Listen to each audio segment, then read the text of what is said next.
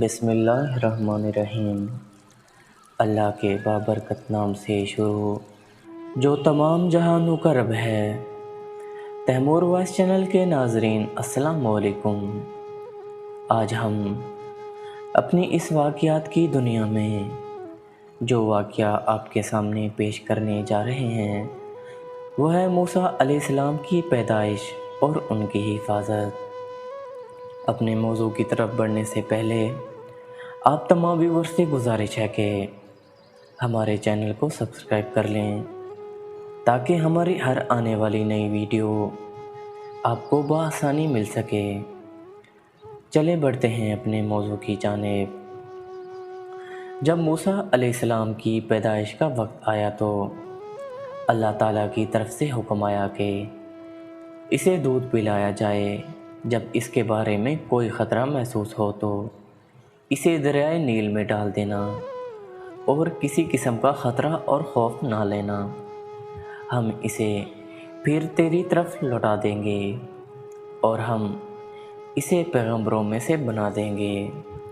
چنانچہ جب موسیٰ علیہ السلام کی پیدائش ہوئی تو والدہ نے انہیں دودھ پلانا شروع کیا اور بڑھائی کو بلا کر لکڑی کا ایک تابوت بنوایا اور صندوق کے اندر چابی ڈال کر اسے تالا لگا دیا اور پھر اسے دریا میں ڈال دیا اور موسیٰ علیہ السلام کی بہن سے فرمایا تو اس کے پیچھے پیچھے چلی جا۔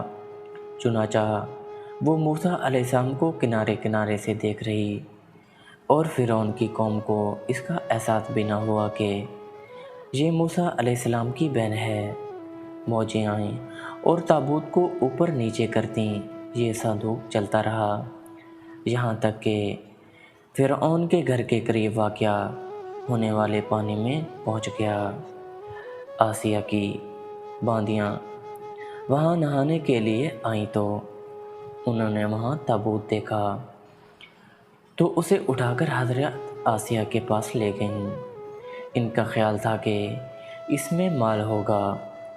جب آسیہ نے اسے کھول کر دیکھا تو وہ موسیٰ علیہ السلام کو دیکھ کر ان کے دل میں شفقت پیدا ہوئی۔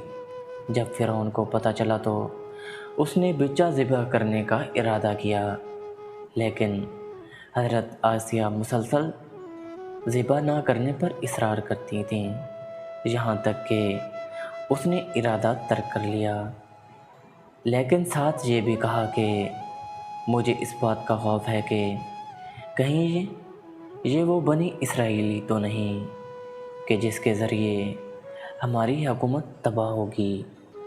اسی کی طرف قرآن مجید میں جو ارشاد ہے کہ غرض فرعون والوں نے موسیٰ علیہ